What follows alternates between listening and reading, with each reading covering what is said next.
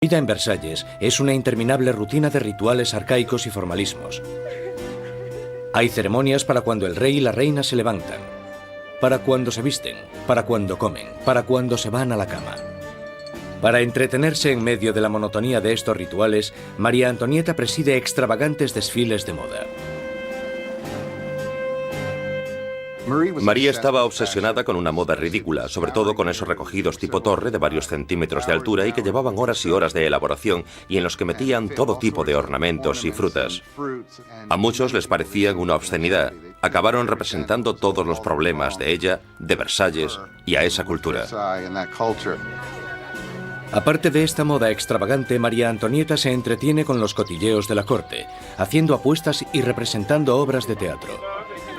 Cuando empieza a acumular deudas, le ponen el nombre de Madame Déficit. A María le ponen el nombre de Madame Déficit, ya que el país está sumido en un caos económico, y ella sigue gastando en vestidos, joyas y zapatos como si nada. Ella era la Imelda Marcos de su época.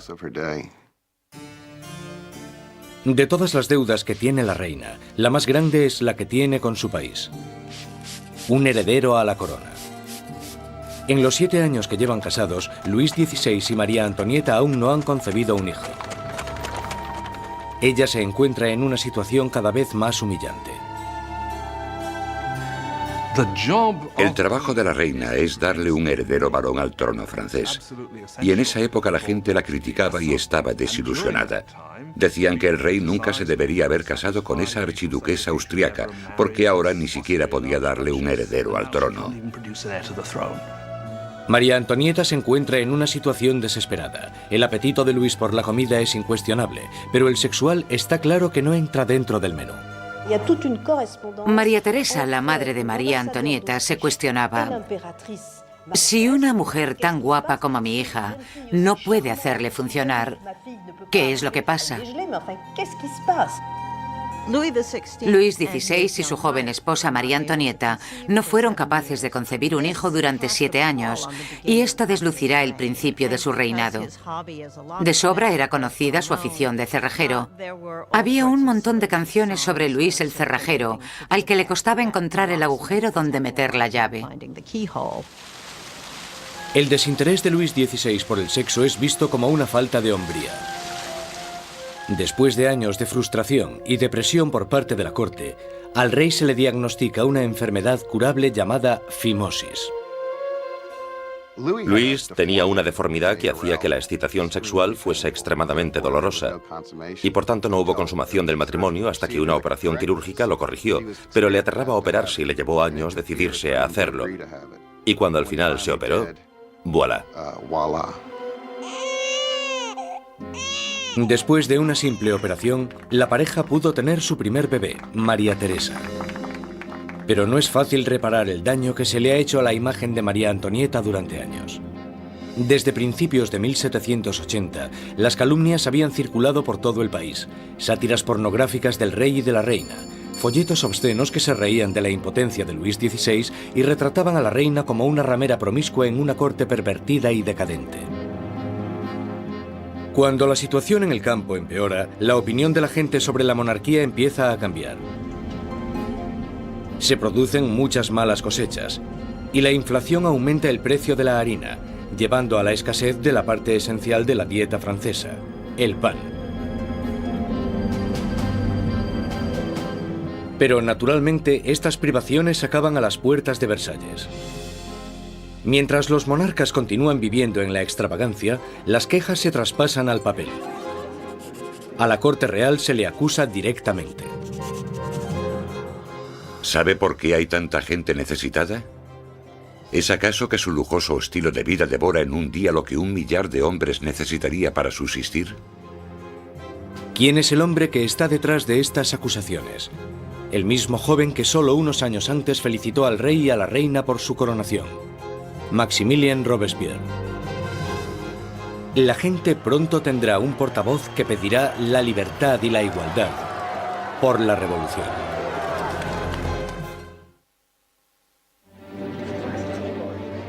A finales del 1700, Versalles es un oasis de extravagancia, rodeado de una tierra desesperada. Y con un rey inseguro al mando, Francia está trazándose su camino al desastre. Después de 19 años de matrimonio, Luis tenía 4 hijos. Aún así, como rey sigue siendo impotente. En un intento por demostrar su liderazgo, Luis se mete a hacer reformas financieras. Pero su equivocada manera de manejar las finanzas carga a los pobres con muchos impuestos, mientras la nobleza no paga casi nada. Con la economía por los suelos y la gente cada vez más inquieta, parece que incluso Dios está enfadado, golpeando a Francia con el invierno más frío de los últimos 90 años.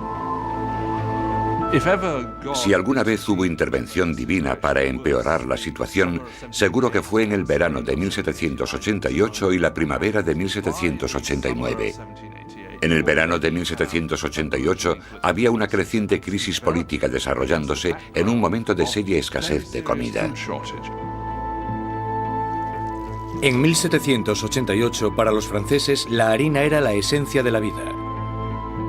El pan, su medida de subsistencia. La mayoría de la gente en Francia comía casi 1 kilo de pan al día. El pan era esencial y su subida de precio la notó todo el mundo. Si el precio se doblaba, tenías problemas. Bajo la mala financiación de Luis XVI, el precio de la harina se disparó. Las escasas provisiones se estaban agotando y el precio de una rebanada de pan pronto igualó al sueldo de un mes. El hambre se convirtió en rabia. Surgen disturbios por toda Francia. Se atacan casas. Se roban panaderías y los panaderos, acusados de guardar pan, son linchados allí mismo.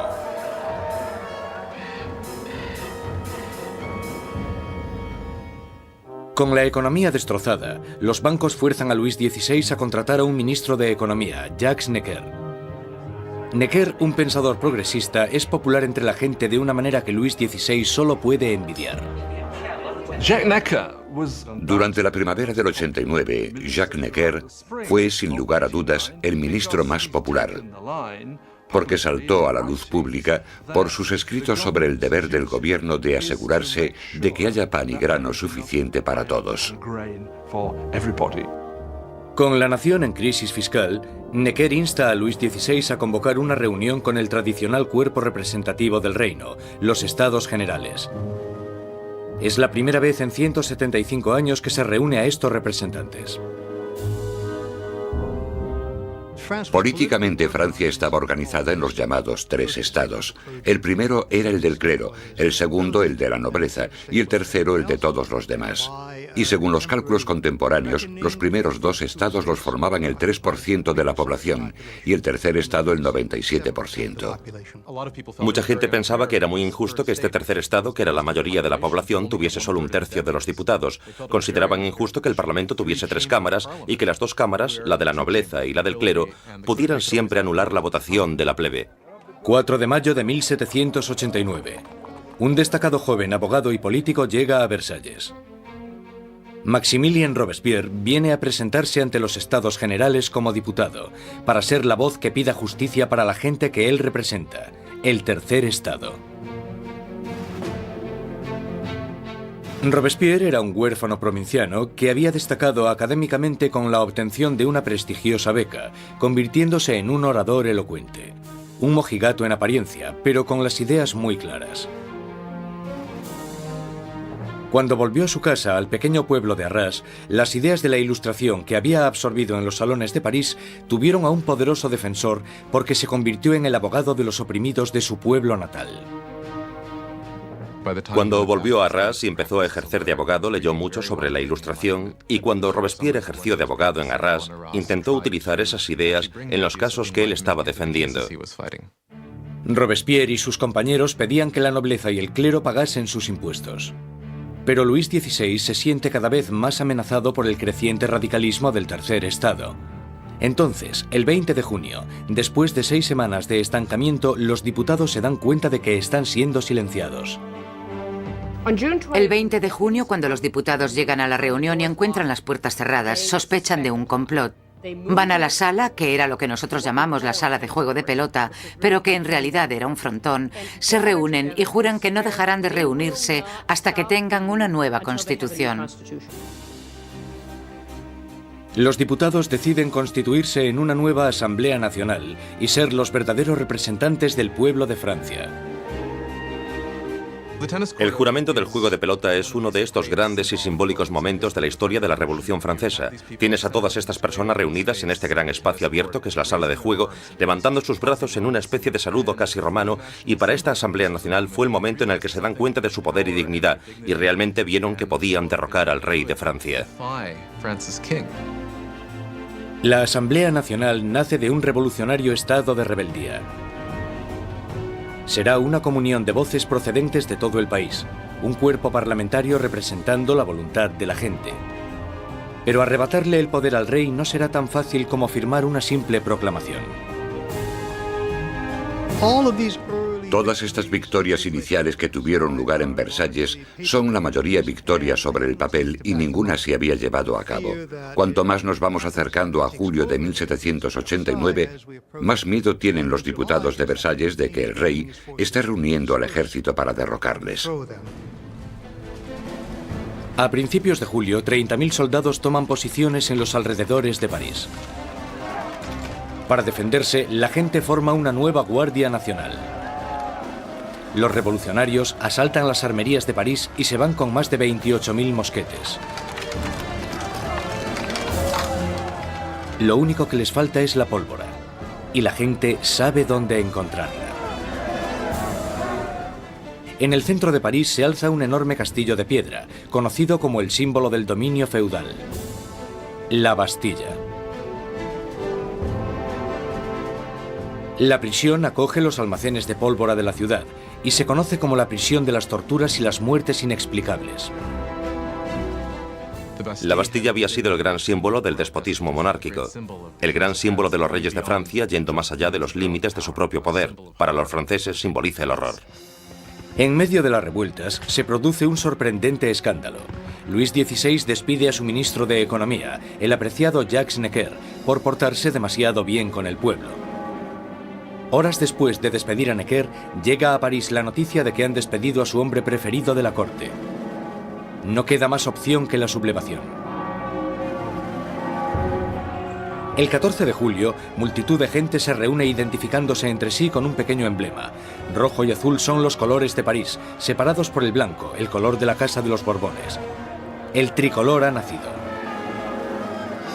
De entre la multitud exaltada, una voz grita: ¡A la Bastilla! Con el ataque a la Bastilla, la gente de París está diciendo: no te podrás librar de una nueva Asamblea Nacional. La gente está tomando cartas en el asunto, está cogiendo las armas y diciendo: estamos del lado de la revolución. Cuando el director de la Bastilla, Bernard de Lugny, se entera de que una gran multitud se está aproximando a la prisión, intenta cerrarla. Monta una defensa desesperada, pero los revolucionarios asaltan la fortaleza y arremeten contra los guardas con cuchillos y lanzas. Finalmente, el director de Lugny se rinde, pero la multitud enfurecida le agarra arrastrándole por las calles, le abuchean, le dan patadas y le golpean hasta que grita: «¡Dejadme morir!». La multitud entusiasmada accede con mucho gusto a su petición. Le apuñalan, le disparan y nace una revolucionaria tradición. Su cabeza decapitada desfila por las calles clavada en una lanza. Los diputados de la Asamblea Nacional no condenan inmediatamente este acto de violencia. De hecho, lo aceptan. Y fue esta aceptación de la violencia política lo que, bajo el punto de vista de algunas personas, creó una forma de conducta que tendrá consecuencias catastróficas para el desarrollo de la revolución. Con el humo aún levantándose de la Bastilla, Luis XVI vuelve de su viaje de caza. Debajo de la fecha del 14 de julio de 1879 escribe: «Nada», refiriéndose a su desafortunada caza. Un asesor le interrumpe con las noticias de los disturbios y la caída de la Bastilla. Luis XVI le pregunta: ¿es una revuelta? No, señor, responde. Es una revolución. Fuese extremadamente dolorosa y por tanto no hubo consumación del matrimonio hasta que una operación quirúrgica lo corrigió, pero le aterraba operarse y le llevó años decidirse a hacerlo. Y cuando al final se operó, voilà. Después de una simple operación, la pareja pudo tener su primer bebé, María Teresa. Pero no es fácil reparar el daño que se le ha hecho a la imagen de María Antonieta durante años. Desde principios de 1780, las calumnias habían circulado por todo el país. Sátiras pornográficas del rey y de la reina, folletos obscenos que se reían de la impotencia de Luis XVI y retrataban a la reina como una ramera promiscua en una corte pervertida y decadente. Cuando la situación en el campo empeora, la opinión de la gente sobre la monarquía empieza a cambiar. Se producen muchas malas cosechas y la inflación aumenta el precio de la harina, llevando a la escasez de la parte esencial de la dieta francesa, el pan. Pero naturalmente estas privaciones acaban a las puertas de Versalles. Mientras los monarcas continúan viviendo en la extravagancia, las quejas se traspasan al papel. A la corte real se le acusa directamente. ¿Sabe por qué hay tanta gente necesitada? ¿Es acaso que su lujoso estilo de vida devora en un día lo que... Ella se encuentra en una situación cada vez más humillante. El trabajo de la reina es darle un heredero varón al trono francés. Y en esa época la gente la criticaba y estaba desilusionada. Decían que el rey nunca se debería haber casado con esa archiduquesa austriaca, porque ahora ni siquiera podía darle un heredero al trono.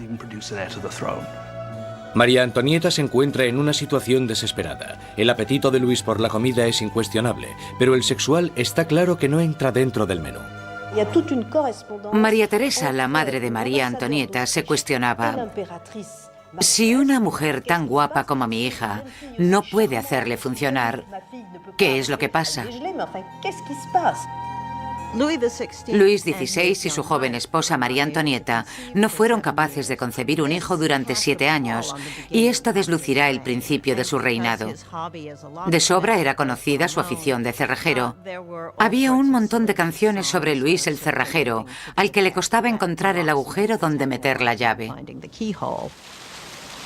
El desinterés de Luis XVI por el sexo es visto como una falta de hombría. Después de años de frustración y depresión por parte de la corte, al rey se le diagnostica una enfermedad curable llamada fimosis. Luis tenía una deformidad que hacía que la excitación sexual... de 1789. En el verano de 1788 había una creciente crisis política desarrollándose en un momento de seria escasez de comida. En 1788, para los franceses, la harina era la esencia de la vida. El pan, su medida de subsistencia. La mayoría de la gente en Francia comía casi 1 kilo de pan al día. El pan era esencial y su subida de precio la notó todo el mundo. Si el precio se doblaba, tenías problemas.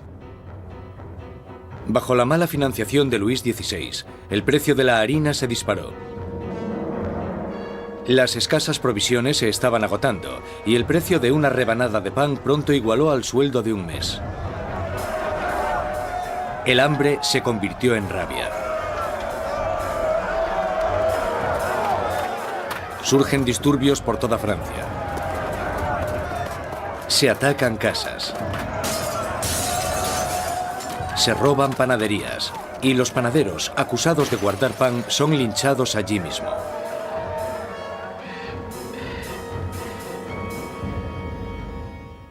Con la economía destrozada, los bancos fuerzan a Luis XVI a contratar a un ministro de Economía, Jacques Necker.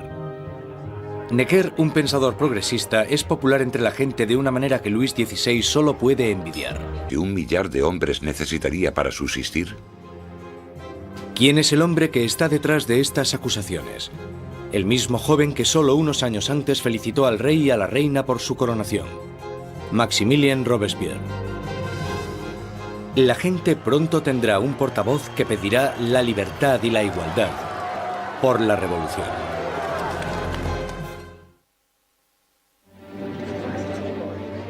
A finales del 1700, Versalles es un oasis de extravagancia, rodeado de una tierra desesperada. Y con un rey inseguro al mando, Francia está trazándose su camino al desastre. Después de 19 años de matrimonio, Luis tenía 4 hijos. Aún así, como rey sigue siendo impotente. En un intento por demostrar su liderazgo, Luis se mete a hacer reformas financieras. Pero su equivocada manera de manejar las finanzas carga a los pobres con muchos impuestos, mientras la nobleza no paga casi nada. Con la economía por los suelos y la gente cada vez más inquieta, parece que incluso Dios está enfadado, golpeando a Francia con el invierno más frío de los últimos 90 años.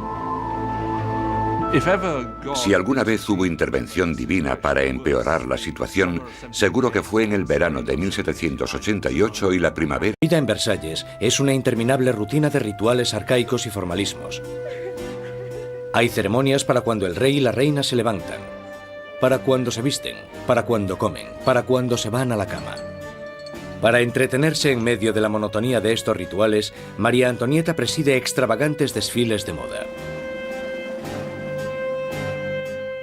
María estaba obsesionada con una moda ridícula, sobre todo con esos recogidos tipo torre de varios centímetros de altura y que llevaban horas y horas de elaboración y en los que metían todo tipo de ornamentos y frutas. A muchos les parecían una obscenidad. Acabaron representando todos los problemas de ella, de Versalles y a esa cultura. Aparte de esta moda extravagante, María Antonieta se entretiene con los cotilleos de la corte, haciendo apuestas y representando obras de teatro. Cuando empieza a acumular deudas, le ponen el nombre de Madame Déficit. A María le ponen el nombre de Madame Déficit, ya que el país está sumido en un caos económico, y ella sigue gastando en vestidos, joyas y zapatos como si nada. Ella era la Imelda Marcos de su época. De todas las deudas que tiene la reina, la más grande es la que tiene con su país. Un heredero a la corona. En los 7 años que llevan casados, Luis XVI y María Antonieta aún no han concebido un hijo.